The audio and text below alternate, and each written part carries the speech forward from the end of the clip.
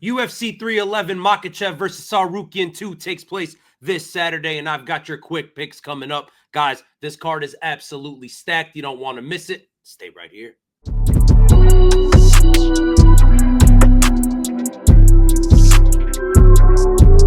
What is going on, guys? Dino Bam Bam here with the 10-7 MMA. Happy to be back in your lives with another quick picks. Now, if you guys are new to the channel, these quick pick videos are exactly that, right? It's quick picks. I go through each fight. I give you a little info about fighter A, fighter B. I make my pick. We move the fuck on. If you guys are interested in longer content, we do have the full card breakdown coming out tomorrow with myself and DS. So stay tuned for that. Do like the thing at the bottom says, please like and subscribe. Ring the little bell. That's going to notify you when that video drops. We're also doing a Dagestan video tomorrow. We got a lot of content coming up for 311. And my God, UFC 311, what a fucking card it is. Absolutely stacked from top to bottom. The main card's absolutely crazy. Let's not waste any time. Let's get straight into it. First fight of the night, Tagir Ulanbekov versus Clayton Carpenter. Guys, Tagir Ulanbekov, right? Team Habib, they're starting this fight card out with what they hope is the first of 3 wins that they're going to get on this night. He's a very good wrestler. Typical Dagestani-style fighter, right? Like a heavy grappler. He's okay on his feet. But all that shit he's doing on his feet is just to get to the takedown. The fight against Tim Elliott showed us that with Tagir Ulanbekov, if you can be a dog, if you can be the one pushing the pace, he could be beat, right? He's not unbeatable. He's taking on Clayton Carpenter, an undefeated prospect, a good wrestler, aggressive. When he gets those takedowns, he's constantly looking for the subs. He's a kid who sets a very, very high pace. He's 8-0 in his MMA career. That's a bit misleading, though. He has a ton of experience in a bunch of different martial arts. He's been doing this shit for a long time, but he is 8-0 as a professional MMA fighter. Just a very solid prospect. He's a little older than I would like, but besides that, there's not too much to hate about Clayton Carpenter. For me, guys, Tagir Ulanbekov is the pick, right? I don't love the odds at minus 310. I think that's a little crazy, but I still do trust in him in this one to get the decision. He's got Khabib in his corner. He's going to be the more experienced competitor in the cage. He's going to have more high-level experience and better coaching, right? So to me, Tagir Ulanbekov gets this done by decision. And yeah, I think we have a fun fight to start the night. Moving on. We've got Ricky Turcios, and he is taking on Benardo Sopaj, whatever you want to call him. This fight was supposed to take place like 3 times. Hopefully, we finally get it this week. And Ricky Turcios, guys, if you guys have been watching the channel for any bit of time now, you'll know I used to love Ricky Turcios. I thought on The Ultimate Fighter, he was one of the most, fun guys on the show. He was one of the most entertaining fighters they had, and he looked to have a real future in the UFC. Since then, he's been a real big disappointment to me, right? I mean, he used to be very gritty. He's a nonstop high motor guy. I guess he still is those things. He's just not as good as I thought he was. Anyways, high volume, well-rounded, pretty fun fighter. He's always going to make it scrappy no matter who he's fighting against. And he's taking on Benardo Sopaj. Last time out, really, really tough for Benardo Sopaj. He took his last fight, his UFC debut, on short notice. He looked really damn good. He looked really damn good for most of that fight. Until the 3rd round, his gas tank wore out, and he got absolutely slumped. One of the worst knockouts, my personal knockout of the year last year, a flying switch knee. Just brutal. Brutal to see a kid at that age take that kind of knockout. You never want to see it because that's one of those things that could be career-altering, right? But besides that, Benardo Sopaj, very well-rounded. I mean, he looks the part. The kid has good grappling. He has good striking, great combinations, good power. He's got kind of a compact frame. There's not much to not like about him. I want to say that the cardio being an issue last time was because it was short notice. I just hope that chin isn't cracked. Bernardo's going to be the pick here by decision. I think the only way he loses is if that chin is actually cooked. I just don't know that it is, right? At like 24 years old. And I don't necessarily think, even if it is, that Ricky Turcios is the guy to test that. Not too much power. Ricky Turcios more of a volume guy than a power guy. Benardo Sopaj by decision makes a lot of sense to me. So, yeah, I mean, the confidence isn't all the way up, but I'll take it. Moving on. Rinya Nakamura versus Muin Gafurov. Guys, Rinya Nakamura, an absolute beast of a wrestler. This dude is unbelievable in the wrestling, a multiple-time, national champion in Japan with wrestling. He wrestled for the national team. He has that kind of like American wrestling, not an American wrestling style, but an American wrestler in MMA, a style that they often have is the wrestling, coming forward, being really damn aggressive, just big overhands, loopy shit, kind of like the Dagestanis do a little bit. He's got that going on. He's got some serious damn power. He can be reckless on the feet, but it's because he's so confident in his wrestling. I don't think there's many people in the UFC, in this division at least, that'll be able to test his wrestling. Absolute stud, super legit, powerful, willing to take risks. Technique could be a little better. He's taken on Muin Gafurov, sort of similar, right? A wrestler with just big overhands, some decent power on the feet. The difference here is he's nowhere near the wrestler of Rinya Nakamura. Yes, Muin Gafurov is a wrestler. He's just not near Rinya Nakamura. To me, this is one of the easiest picks of the card. I know the odds are minus 500, but it's an absolute fucking slam. I expect Rinya Nakamura to get a ground and pound finish in the first round. I think he's just going to dominate. Or I'm going to go second round. I think he dominates the first round, gets himself a finish. I don't see any way this goes the distance, guys. This is a slam dunk of a pick. Moving on, we've got Carol Rosa. She's taking on Ailin Perez. Carol Rosa, a striker, some good volume, not too powerful, right? That's the thing. In the wrestling, she's pretty solid. In the stand-up, she's pretty solid. She does a good job staying at range, picking and prodding at her opponents. The problem with Carol Rosa is you never know which Carol Rosa you're going to get, right? The times she loses, she seems to be very hesitant, reluctant to go. And then in the times she's, fighting her ass off and dominating some girls, and maybe even if she's not winning, where she's going to wars, she's the one kind of pushing the pace, right? She's pushing the volume. She's getting in your face. And it's weird. You never know which one you're going to get with her. I think skill for skill, she's better than Ailin Perez damn near everywhere. You just got to wonder which Carol Rosa shows up. Now, Ailin Perez, she's the girl that twerks, right? She's the OnlyFans chick. She has the video with Merab, who we're going to see later on in this card. And he's, just kind of smacking that ass, right? Merab's doing his thing. But constantly pushing forward, just very gritty, thick-bodied wrestler, not necessarily a wrestler, more in the clinch. She does a lot of great cage work. She remains heavy. She has some decent sub skills. She kind of reminds me of like a Vanessa Demopoulos. And it's not because the OnlyFans and the stripper thing. It's just that determination, right? She's kind of new to the sport. She's really getting into it. She's really living that lifestyle. And just that tenacity, right? Not the most skilled, but just tenacious. Now, plus 210, I bet a lot of money's going to be coming in on Ailin Perez. She's the more popular fighter here. She has the OnlyFans and all that shit.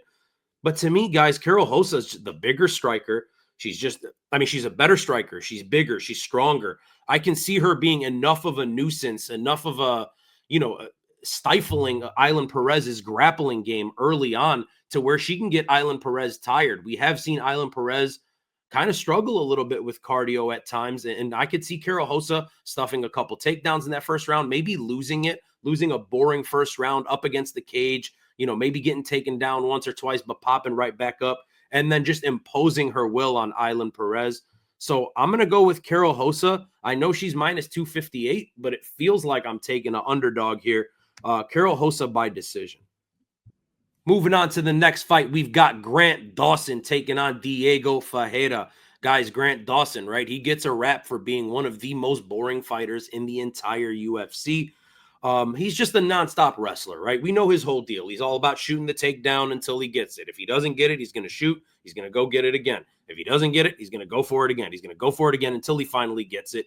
And then when he does get a takedown, he's really good with control. He does a good job staying heavy on top, some decent ground and pound for, a guy that isn't too much of a power threat, but on the feet, not a great striker, lower to mid tier, to be honest with you. There's really nothing special there at all. The stand-up it's just there.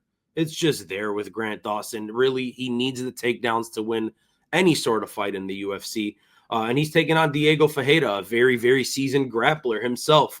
Super dangerous with the submission skills, maybe more so than Grant Dawson. This is a guy that's gone to battle twice with Beneil Dariush, had some very fun grappling exchanges in those fights. On the feet, he's pretty damn solid. He's come into his own. He's about 40 years old now. So, you would hope being 40 in the UFC that you've kind of, taking care of everything you need to take care of. And he has, man. He's a good striker at this point in his career. We saw him sleep Michael Johnson not too long ago. Absolutely brutal knockout. A step ahead for sure versus Grant Dawson on the feet. Now, the problem is Diego Ferreira is 40, right? So I ended up picking Grant Dawson in this one, but I've been flip-flopping all week. I'll put it to you guys this way. Officially, the pick has to be Grant Dawson. It has to be. In terms of betting, I'm not putting Grant Dawson on any of my bet slips. I'm not putting him in any parlays. I might bet Diego Ferreira on the side, just on the money line. Maybe Diego Ferreira by knockout is a good prop when that drops. It's worth it, man, because think about it. If Grant Dawson isn't able to get a takedown or, get multiple takedowns and really hold Diego Ferreira down, what the hell is he going to do? If this is a 15-minute kickboxing match, Diego Ferreira can win a decision, and he could totally sleep Grant Dawson's ass. So, again, Grant Dawson is the official pick. I would say probably by TKO late, maybe. I'll say decision. But I'm not parting any sort of money with that fight unless it's on Diego Ferreira. Just saying. Moving on. Zach Reese versus Azamat Bekoev. This was supposed to be Zach Reese versus Cedricus SD Dumas. SD Dumas ended up pulling out like a couple days ago, maybe 4 or 5 days ago. Zach Reese, a 6'4", big-bodied ass dude, very dangerous. I mean, super damn powerful, super dangerous with the sub skills. The thing with Zach Reese is I just don't know how fucking good he is. I mean, we've seen him lose to, as my text message thing goes off, we've seen him lose fights to Cody Brundage when he was on the not the Ultimate Fighter. God, the text message threw me off. But when he was on Dancing with the Stars, Dana White's Contender Series, he was losing to Eli Aronoff, friend of the channel, until he found himself a sub, right? So how good is he really? Like, I don't know. I just know that he's dangerous. He's a fucking brute, and he's big-bodied as shit. He's taking on Azamat Bekoev. Very good, well-rounded fighter. Not the most exciting, kind of a boring, typical that style of fighter, right? The Dagestani style that kind of gets a bad rap. He's not one of the exciting ones. Let's put it to you that way. But again, he's very effective, right? Very good wrestling, good control, some solid power. I think on a full camp, I'd be super damn comfortable picking Azamat Bekoev in this one. Absolutely, I would pick him in a full camp over Zach Reese. But I'm seeing plus money on Zach Reese, plus 185 for a dude that's really damn dangerous versus a guy that's essentially coming off the couch on 4 or 5 days' notice. I have to take Zach Reese. I think the only difference here is that preparation time. Otherwise, I would be picking Bekoev. But I'll take Zach Reese. If you're taking Zach Reese, you got to take him by early finish. So give me Zach Reese, TKO round 1.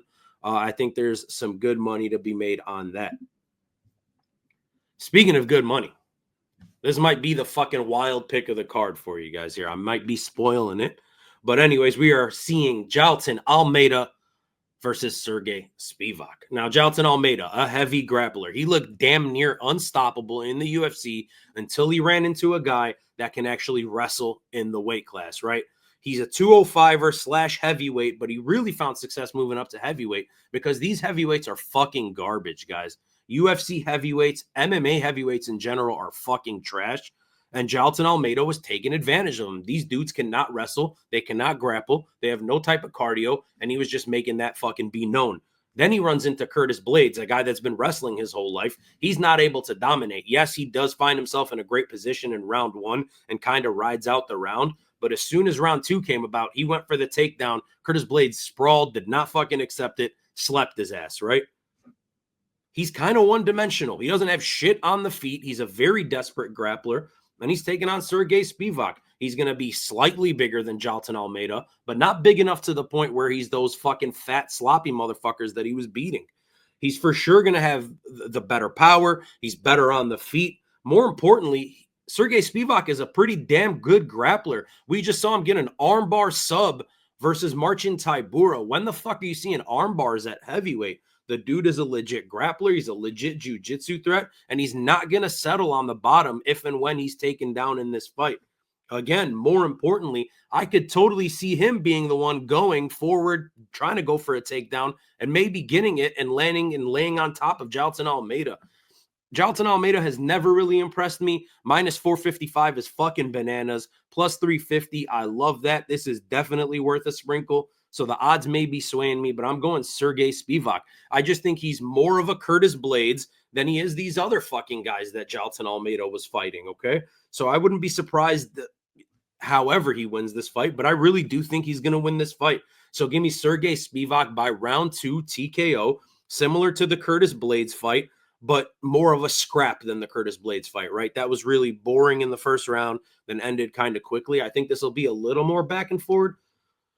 But I'm picking Serghei Spivac, man. I love that shit. Plus 350 is fucking fire. Sign me the fuck up. Moving on, we've got Peyton Talbott, and he is taking on Raoni Barcelos. Guys, Raoni Barcelos, super damn exciting. He was really supposed to be that dude. Unfortunately, now he's the dude that they're feeding to these prospects. So he's facing Peyton Talbott, an exciting, undefeated prospect, flashy, long-bodied. He's got the fucking hair. He's got the look. He's got fucking serious power. Peyton Talbott, absolutely crazy power. And I mentioned it last week. I forgot who we were talking about. But these long-bodied, like kind of wiry dudes, man, they can really, really get the power going. And there's something about their frame that lets them be whippy, right? Like just really whippy and fucking powerful. And he has that. The sky's the limit for this kid. We've seen the Brazilian jiu-jitsu game be pretty nasty. This kid has it. He has like not only the fight skills, but he has that like star potential. Like he has the star power. You can see it. It's all over him. The aura, as the kids say these days, right? He's got fucking aura. He's taking on Raoni Barcelos, a dangerous fighter in his own right. Very good, explosive striking. His best route to victory is going to be through grappling, wrestling in this one. He might be able to take down Peyton Talbott, and we may find out that Peyton Talbott's wrestling and jiu-jitsu maybe isn't all that, because Raoni Barcelos has been in there with a lot of good fighters, a lot of these, just a lot of the top guys in the world, and maybe we do get a fraud check with Peyton Talbott. However, I don't think so. I think Raoni Barcelos is going to try to implement the wrestling. I don't think it's going to work out for him. I think after getting, his takedown stuffed once or twice, being picked at from range, he's going to be in a weird spot that he's not used to, right? He's not used to being the one being picked at from range. Raoni Barcelos is pretty good at distance, but he's not Peyton Talbott's height. He's not Peyton Talbott's level on the feet. I think he's going to eventually break Raoni Barcelos down. So give me Peyton Talbott via TKO round number 2. I think he hurts him with an uppercut on the way in when he's shooting for one of those takedowns. And then, the Peyton Talbott show. We had the Sugar show. Maybe now we get the Talbott show. Moving on, we've got Bogdan Guskov. And he's taking on Billy Elikana, who is also taking this fight on like 3, 4, 5 days notice, something like that. This was supposed to be Bogdan Guskov versus Johnny Walker. And the pick there would have been Bogdan Guskov by knockout, because that's what Johnny Walker does. He gets knocked the fuck out. And I don't know that this fight's going to be any different than how that fight would have played out. Bogdan Guskov, the Uzbek Anthony Smith guy, is a stupidly powerful striker. Good combos on the feet, very slick, very fast for his size. It seems to catch his opponents off guard. Like there's just something about him. He's just a little bit offbeat. He looks very technical still, but he just seems a little bit offbeat, and it throws people off. Decent grappling, as you could tell with his name, but I don't think he's going to be needing his grappling in this one at all. He's taking on Billy Elikana, taking this on less than a week's notice. As I said, a stand-up fighter, recently fought for the PFL. He was on the Challenger Series and then the PFL. 29 years old, 7-1 out of California, just walking into a fucking buzzsaw on short notice. This is not a good first fight for anybody to be taking in the UFC. Unfortunate for this kid, but he's getting his ass slept in the first round. It probably would have been worse if it was Johnny Walker. It would have looked funnier. The knockout would have looked funnier, because that's what Johnny Walker does. He gets knocked the fuck out in funny ways. But just tough for this kid. Tough matchup. Bogdan Guskov, round 1 KO. Now, I put this little thing here that says main card, right? It's right here. The thing that says main card. Why? Because I wanted to break something down for you guys before this main card. Couple things, okay? Number one, I'm extremely biased on this main card. I'm not going to lie to you. I have a lot of people I consider friends on this main card. So keep that in mind, right? I'm not telling you to bet anything. You do you. This is just my opinion. But anyways, these 5 fights coming up, honestly, bias aside, I think all 5 of these fights are very 50-50 fights. And it's weird, because this is one of the only times I've ever seen a full main card like this. I can see either fight, all 5 of them, going one way or the other. Like, Islam Arman, Beneil Moicano. Like, I could totally see all these fights going one way or the other. And it's going to be one of those situations where hindsight is definitely 2020, right? Like, whoever ends up winning, you're gonna be like, of course he won because fucking da-da-da. But anyways, I just wanted to lay it out there for you guys. Very 50-50, and I do have horses in the race, as they say. So let's start. Kevin Holland versus RDR Reinier de Ridder. Guys, Kevin Holland, do we really need to talk about him? We know what the deal is, right? A long-bodied striker, some serious power. He likes to fucking talk and have some fun in there. The joke always about Kevin Holland was he has zero grappling. And then we have the picture with Kevin Holland, and they put him in like the Dagestani beard, and he's going to Dagestan for grappling and all that bullshit. But all jokes aside, he's a decent grappler. He's not a great wrestler. He does have some good jiu-jitsu skills, to be honest with you. So there's that. He's going to need those jiu-jitsu skills probably because he's taking on Reinier de Ridder, a grappler, a jiu-jitsu dude who is very, very high level and probably does not want to stand at all with Kevin Holland, a former double champ in one, I believe. Yeah, in one, he lost to Anatoly Malkin. Just a world-class jiu-jitsu guy, and we saw that on display last time out because he was able to sub Gerald Meerschaert. Now, this dude does not want to be on the feet with Holland. This is definitely a striker versus a grappler at its core, right?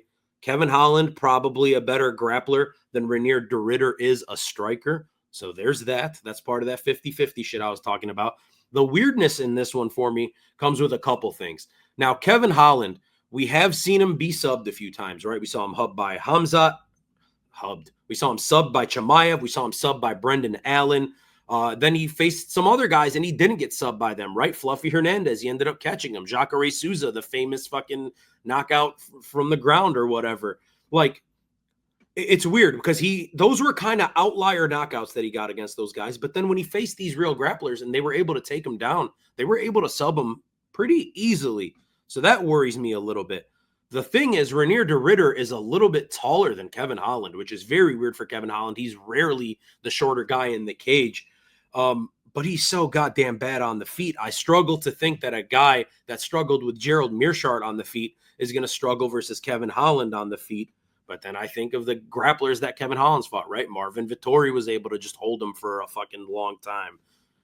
It's a 50-50 fight. And again, the winner of this fight is going to be very clear. If it's RDR, everyone's going to be like, of course, Kevin Holland fucking sucks at grappling. And if it's Kevin Holland, they're going to say RDR is a fraud. He has no stand-up game. One championship fucking sucks and all that kind of stuff. So look, I think it's a finish either way. I think Kevin Holland either gets a knockout or RDR gets himself a sub. I'm going to go Reinier de Ridder. Okay? I'm going to say he gets a takedown in the first round, gets on top of Holland, works his way into a side control type position, and eventually works himself to an arm triangle. So the official pick is RDR via arm triangle. Don't fucking hold me to it. Moving on to the next fight of the night. Now the biases start coming in. And maybe it's biased. I'm going to try not to be. But Beneil Dariush, you know what I'm saying? Anyways, we got Beneil Dariush. He's taking on Money Moicano, Renato Moicano, who famously cannot afford to lose. Okay, guys? Beneil Dariush, a former no-gi world champion, an unbelievable grappler, crazy scrambles. On the feet, definitely awkward, some weird timing. Some solid power. Beneil doesn't have like that one-shot nuclear power, but we've seen him starch some fucking people. He tends to find big moments in fights that he wins, and probably going to need to find a couple big moments if he wants to beat Renato Moicano, because Moicano is on fire right now. He's an absolutely dangerous grappler. Looks so goddamn good versus BSD last time out. Absolutely mauled him. Elite level Brazilian jiu-jitsu, elite level control, and honestly, a pretty good striker, an underrated striker. I'm not saying he's the best in the world, but he's solid. Now, the question mark to me in this fight is about chins on both of these guys, right? Beneil Dariush, famously knocked out in his last two fights. But we've seen Renato Moicano, who's on a winning streak, be knocked out. And even in this streak, be in a lot of trouble. UFC 300, when Jailton Turner had his ass pretty much out and then did some stupid-ass shit and let Moicano come back into it. So here's the thing. Beneil Dariush, to me, yes, he was knocked out by Charles Oliveira and Arman Tsarukyan, but look at who we're talking about. Those are two of the best guys in the world. So let's not pretend that he's done. He might be. His chin might be cracked, and I guess we're going to find out. but I think Beneil Dariush is too much of a threat in the grappling. Moicano is not going to be able to take Beneil down and hold him there at all. I don't see it happening at all. Beneil Dariush, for all intents and purposes, is the better grappler in this one, which is crazy to think of, but that's just the truth. So Moicano's not going to find success in the grappling. He's going to need to find it on the feet. I think he's going to be able to out-volume Beneil Dariush if this fight stays on the feet. I just don't know that he's going to be able to out-damage or out-impact Beneil. So I'm going to go Beneil Dariush, and I'm going round 3 knockout, to be honest with you. We've seen Moicano wobbled. We've seen Moicano knocked out, and I think Beneil Dariush does some awkward-ass shit and catches Money Moicano, who's, visibly wearing damage in the 3rd round. So give me Benny D by knockout round 3. Moving on to a fight that makes me super fucking uncomfortable. Another fight that I have a clear horse in the race with. Friend of the channel, follows us on Instagram. Check this out. Look at the thing at the bottom, guys. You see how it says please like and subscribe? Now it says follow us on Instagram at D107MMA, where one Yuri Prohashka, where is he at? This dude follows us on Instagram. And that's my boy. And he's taking on Jamal Hill, who was sort of a fan favorite until he started being fucking Juliana Pena levels of delusional. He did the shit with Poatan. You don't cross paths, with Poatan without fucking just a shitstorm coming your way. And he famously bitched out when Poatan called him into the cage. Anyways, guys, this fight is going to be wild as hell. Now, Yuri Prohashka, a very wild striker, some serious power, real fucking tenacity, always moving forward, just a super, super dangerous guy. The problem with Yuri Prohashka, the defense is terrible, guys. The defense is terrible. I mean, he's got his hands down at all times. His chin's up in the air. He's checking shots with the top of his head. There was a bunch of videos that came out this week with Alex Pereira trying to throw a jab to the body, and Yuri's just like ducking his head into the fucking jabs. I don't know what that's all about. That's crazy to me. Just fucking hands up. Stay the fuck here. Like, just chin down, hands up. I don't know what the fuck he's doing. But he's very damn dangerous. He just has a lot of flaws defensively. He's taking on Jamal Hill. By the way, 2 former world champions here who never actually lost their belt.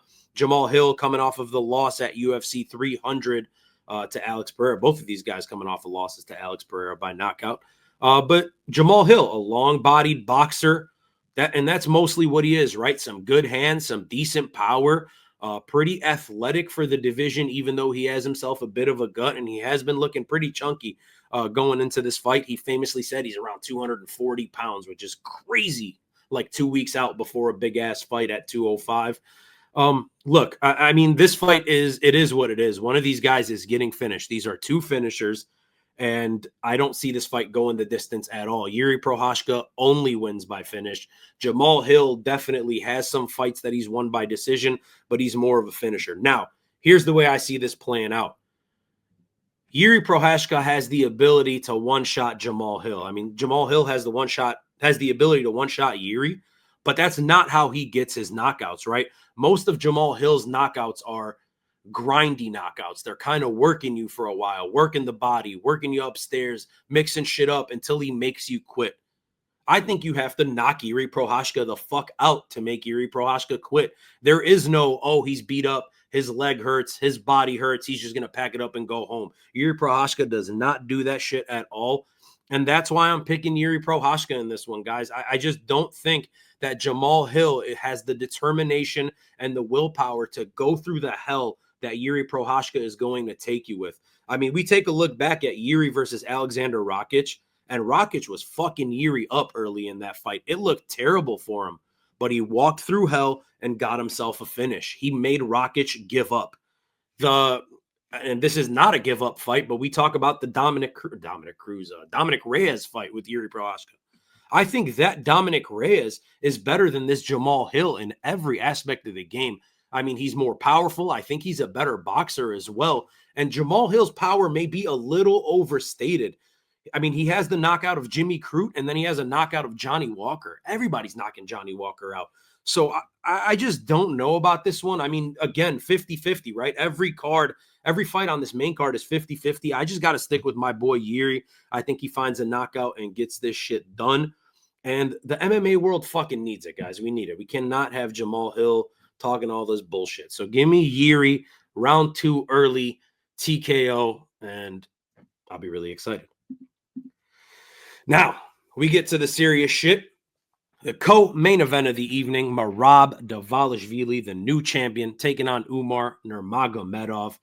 All right, guys, Merab Dvalishvili beat Sean O'Malley at Noche UFC to get himself the title. And Merab is a relentless wrestler, right? Is he the best wrestler in the world?